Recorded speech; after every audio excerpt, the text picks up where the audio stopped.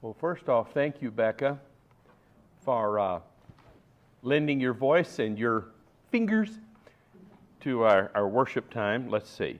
Now, I'm supposed to do this button, and then something might happen later. Okay, there. You're you may be pushing the limits of my technology, but we'll see how this works. Let's see. Let's start with the text this morning. Oh, it worked. Ooh, wow. From Mark chapter 1, beginning with verse 29, and I admit this kind of picks up in the middle of, where are we? As soon as they left the synagogue, they went with James and John to the home of Simon and Andrew. Simon's mother-in-law was in bed with a fever, and they told Jesus about her. So he went to her, took her hand, and helped her up. The fever left her, and she began to wait on them.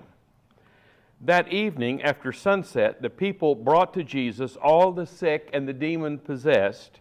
The whole town gathered at the door, and Jesus healed many who had various diseases. He also drove out many demons, but he would not let the demons speak because they knew who he was. Very early in the morning, while it was still dark, Jesus got up, left the house, and went off to a solitary place where he prayed. Simon and his companions went to look for him, and when they found him, they exclaimed, "Everyone is looking for you." Jesus replied, "Let us go somewhere else, to the nearby villages, so I can preach there also. That is why I have come." So he traveled throughout Galilee, preaching in their synagogues and driving out demons. So let me start with a question for you this morning. How many miracles did Jesus perform? No, that's not a good question. How many are recorded in the gospel with enough detail that we can see them? By Richard Trent's estimation, one of our biblical scholars, he says there are 33. And you can look at the various Gospels and pick up a little bit. And this particular one with Peter's mother-in-law is one of those where we find a little bit more information in each of the Gospels. By the way, in all of the verses talking about this incident, there are 7 verses total. No, you really don't have to strain at gnats to get much out of them, but did you notice this last one? This last slide I had up? So he traveled throughout Galilee, preaching in their synagogues and driving out demons. Well, that sounds like miracles. Okay, what about the one before that? Okay, here. After sunset, the people brought to Jesus the sick and the demon-possessed. And Jesus healed many who had various diseases, drove out demons. That isn't in Trenches 33.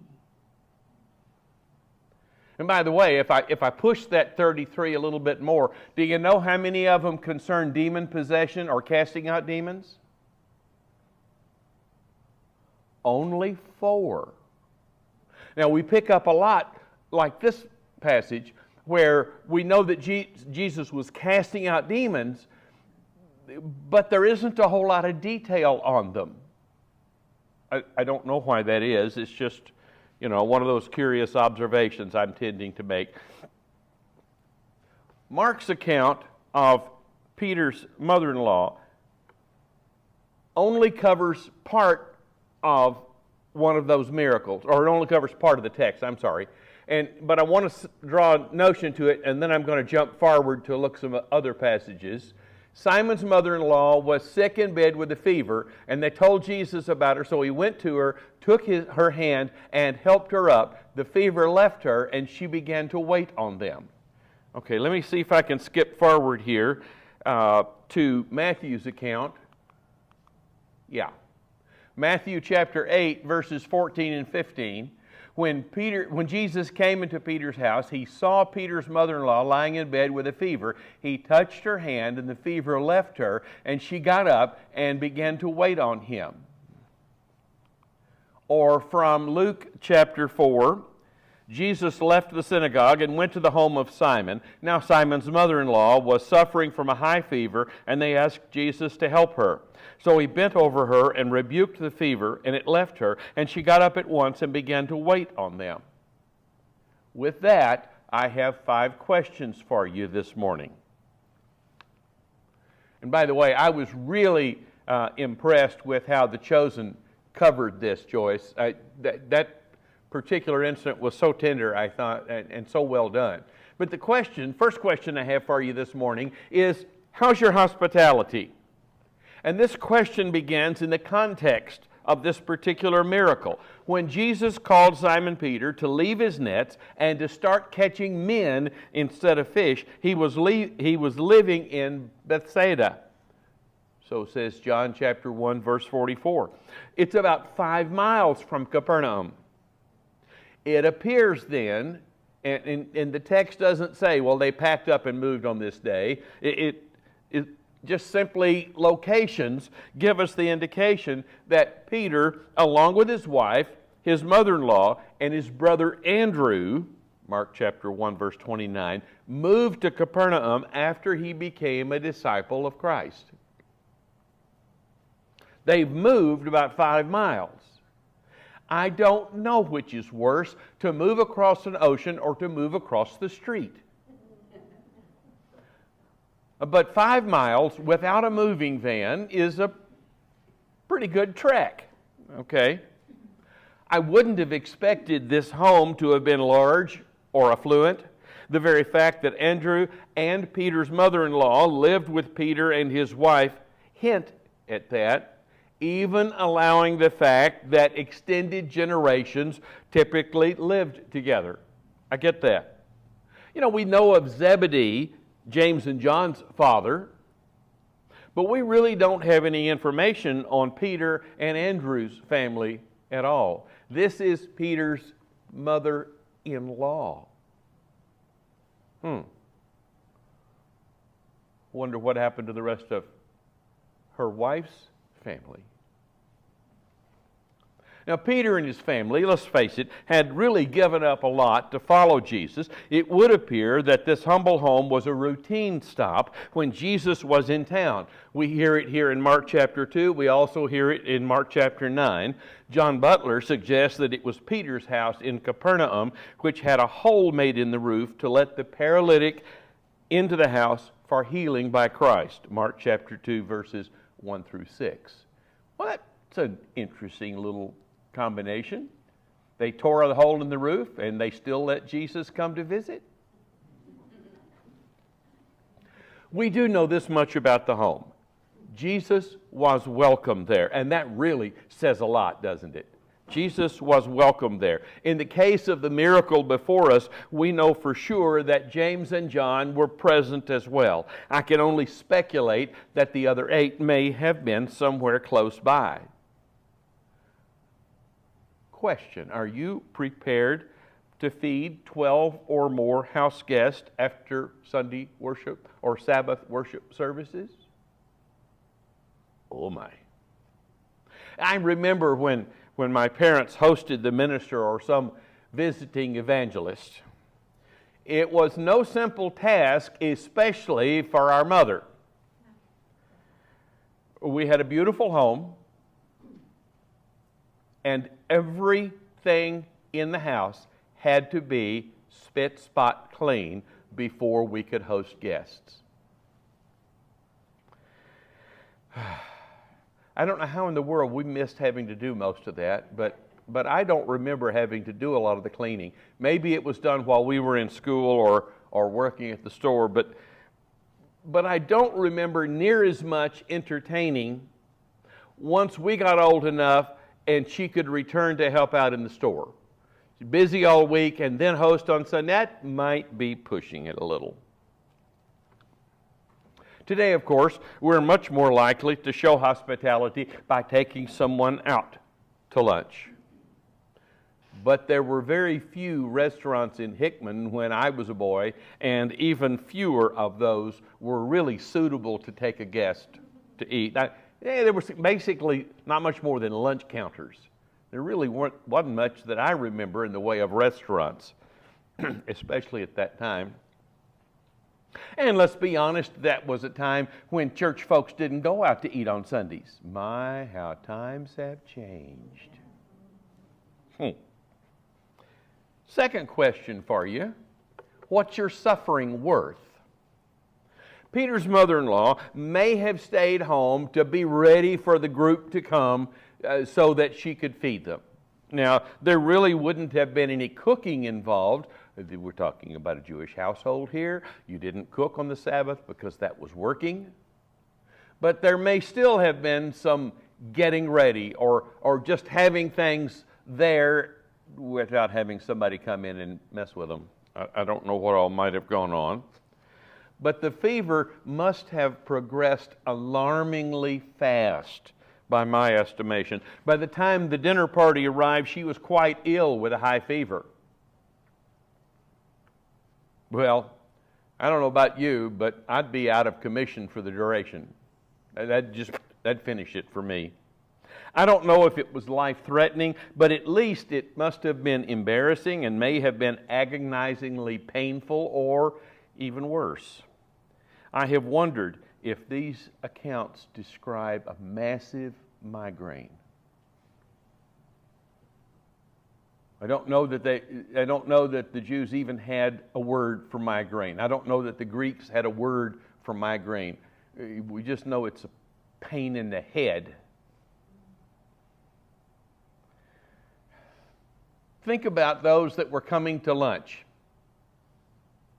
They'd had a magnificent time at the synagogue service. Jesus had taught, and as a result, according to Mark verse 22, Mark 1:22, they were astonished at his doctrine, for he taught them as one who had authority and not as the scribes.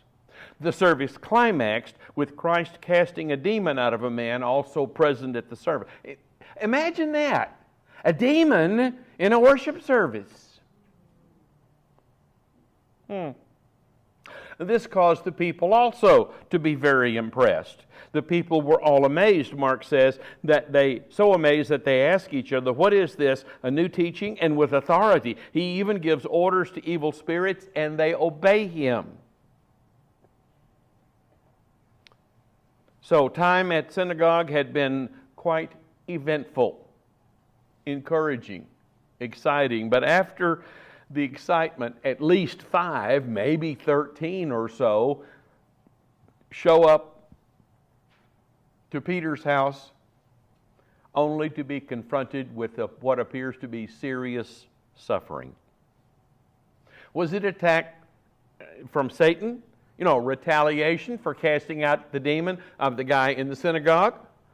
Or is it simply part of everyday life in a sinful, fallen world? Suffering can come on quickly, and it's not necessarily through anything that we have or haven't done. The hard thing is to use even the tough times for Jesus. In the middle of prison, Corey, there are benchmarks for the believers. How do you use tough times? I don't even like the idea of going visiting to jail, to be honest about it. But to be incarcerated, that just doesn't sound like one of my better moves. Okay. So, question 3. How do you know you're healed? Do you ever wonder about that? I've had people talk to me about being healed. It's a miracle. Whatever disease, disorder, or distress they had is gone. If you were diagnosed by a doctor, do you go back to him and say, "Hey, doc, take a look"? Or do you just claim that, "Well, I've been healed, I don't have to go back anymore"? My suggestion, my principle from the Scripture is, for example, when a person had leprosy, the priest diagnosed it. He said, "Yep, that's leprosy." And leprosy had many strange forms. Houses could have leprosy. Okay. If the priest described leprosy, you were banished from the community. And only the priest could say the leprosy is gone.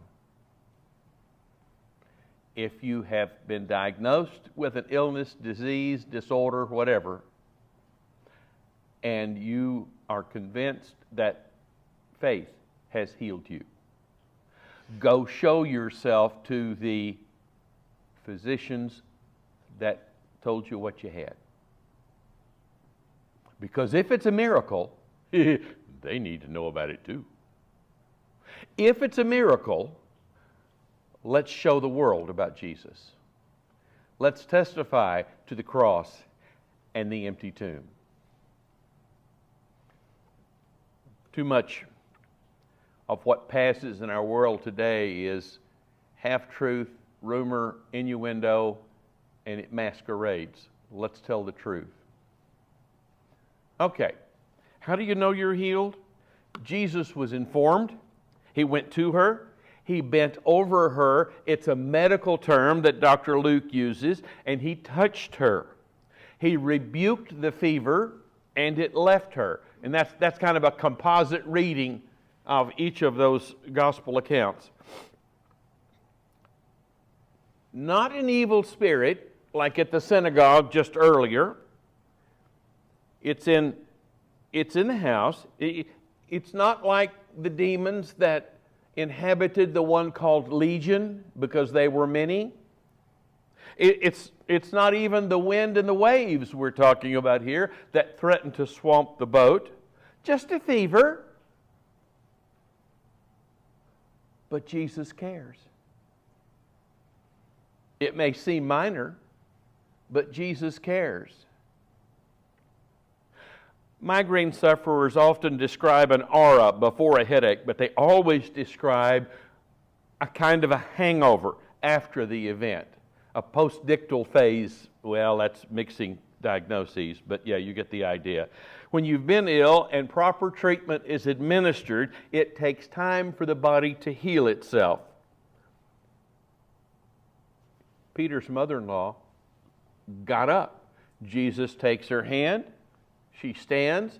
What does she do then? The fever was gone. There's no recovery time. That defines a miracle. She begins serving them. Jesus touched her, rebuked the fever, and she stood. Reminds me of what Jesus did when he took Peter's hand sometime later. You know, when Peter was going for more of a swim than he intended. He lifted Peter from the waves of doubt. I wonder if Peter thought about that Sabbath day with his mother-in-law as he scrambled back into the boat. And by the way, that's, well, another one of those miracles that they list in 33. What do you do when you're healed? What do you do? Peter's mother-in-law got up and began to serve. Matthew says began to serve him. Mark and Luke say them. Well, okay. Are you emphasizing Jesus or are you emphasizing the whole crowd there? She was able to serve, and she seems to have been ready to do just that. She doesn't begin a campaign of talk show host. She doesn't take on some sort of evangelistic encounter or campaign on her own. She simply resumes doing what she does. She simply resumes doing what she's expected to do, what she's supposed to do all along. She was planning to. The pain, whatever it was in the head, knocked her down. Jesus lifted her up, and she immediately went back to doing what she was there for. Peter's wife may have been able to keep the meal going even with the distraction of a sudden illness. Again, no cooking, it was Sabbath. But her mother needed no recovery time and didn't get distracted. Neither one of the women apparently got distracted. Can I be honest here? I think it's fair to notice that she didn't plop down at Jesus' feet like the famous incident with Mary and Martha either. She simply resumed doing what was there in front of her. When you're healed, when Jesus has worked some miracle in your life, the normal expectation is to give Him praise. But that often, appropriately, takes the form of reasonable service. And then what? And I'm supposed to punch the button there? Yeah. Jesus spent the evening healing various illnesses and driving out demons. The next morning, Jesus goes off by himself for a time of private prayer, and then he's on the move throughout Galilee. He's teaching, he's healing, he's casting out demons. He's demonstrating the authority that he has over all creation. Paul describes what this looks like in his letter to the Romans. In Romans 12, verse 1, he uses two particular Greek words that I think offer insight. They are not so apparent in the English. He describes our response as spiritual worship. But those words may be rendered with equal force, reasonable service. And it appears that the two words are interchangeable. So, reasonable worship equals spiritual service.